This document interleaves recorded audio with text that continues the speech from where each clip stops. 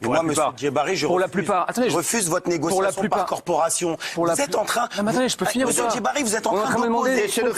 Vous opposez les cheminots. Non, mais parce que c'est incroyable ce que vous êtes en train de dire, monsieur Djebari. Vous êtes en train de dire que c'est pas normal qu'il y ait des privilèges. Et puis là, vous êtes en train de vouloir faire... J'essaie de vous expliquer. Non, mais il peut parler que de la branche transport. J'essaie d'être concret. Moi, je ne partirai pas avec des négociations corporatistes. C'est clair et net. D'accord? C'est soit pour tout le monde, soit pour personne. Il n'y a pas de négociation par corporation. Premier ministre. Les enfants, ils ne seront pas cheminots. Les gamins, un de 4 ans, un de 7 ans, c'est quoi l'avenir qu'on laisse pour nos enfants? C'est quoi l'avenir? C'est quoi l'avenir si effectivement, à la fin, vous avez un cotisant pour 4 retraités? C'est quoi l'avenir? Mais ça marche pas comme ça, monsieur Djebari. Évidemment, le système de répartition... Il y a 40 ans, on donnait 50 milliards. Soyez honnête intellectuellement. Je vous donne les chiffres. Je vous donne les chiffres. Quand vous avez une population qui vieillit, mais ça n'a rien à voir. Mais si, ça a à voir. Les salaires ne sont pas les mêmes en 1970 qu'en 2019. Oui, vous raisonnez en capitalisation. Si vous raisonnez de façon...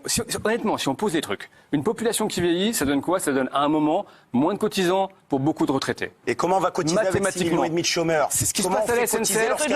Et ce qui se passe à la SNCF, mais ça, c'est pas magique non plus, Cress. Vous savez rien que c'est... Rien n'est magique. Non, rien n'est magique. Ça, c'est clair. L'argent n'est pas magique. Monsieur Djebari, si vous mettez à égalité... Je suis en train de vous dire qu'aujourd'hui, à la SNCF... les salaires des femmes et des hommes, d'accord, ça c'est des rapports. Si vous mettez à égalité, c'est l'égalité salariale entre hommes et femmes. Il y a 4 milliards d'euros qui rentrent chaque année dans les pensions de retraite. D'accord? Donc mettez simplement l'égalité homme-femme. Demandez à Madame Schiappa de mettre l'égalité homme-femme dans les salaires. On est en France en 2019. 4 milliards qui rentreraient dans le niveau des pensions. D'accord? Là, vous faites... Si Madame Schiappa nous regarde... Elle nous regarde puisqu'elle m'a envoyé un texte. Elle nous regarde, Madame Schiappa. Je sais qu'elle nous regarde également. Non, elle a dit que j'avais bien fait de rappeler ce qu'elle faisait, notamment sur l'égalité homme-femme.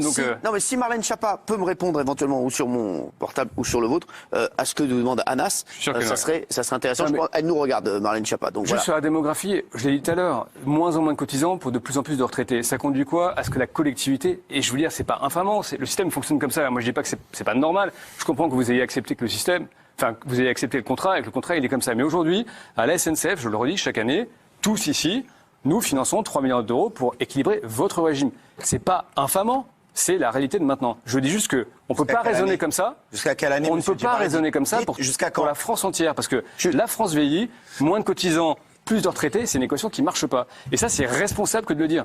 Après. On peut tout entendre. A dit 2026, c'est fini les 3 milliards, parce qu'avec les décès, avec la démographie, les 3 milliards s'arrêtent, Cyril, parce que ça, faut l'entendre. Moi, je comprends un Français qui est dans sa télé, qui se dit, mais pourquoi je paierais 3 milliards chaque année pour des retraites, et moi, je suis un précaire, et je pars avec des cacahuètes. Je le comprends, ça. Mais c'est ce que j'ai dit tout à l'heure. C'est-à-dire que pour pouvoir supprimer des emplois, comme vous l'avez rappelé tout à l'heure, à la SNCF et ailleurs, Karim Zeribi en a parlé, les suppressions, il y a eu 2800 suppressions d'emplois à la SNCF, rien que cette année en 2019. Faut le comprendre, c'est-à-dire que le deal qu'ils ont fait, c'est ça le deal, c'est-à-dire que on supprime des emplois, mais en même temps, on finance par l'impôt du contribuable. Et il est hors de question de continuer dans un système comme ça. C'est plus possible. Je peux répondre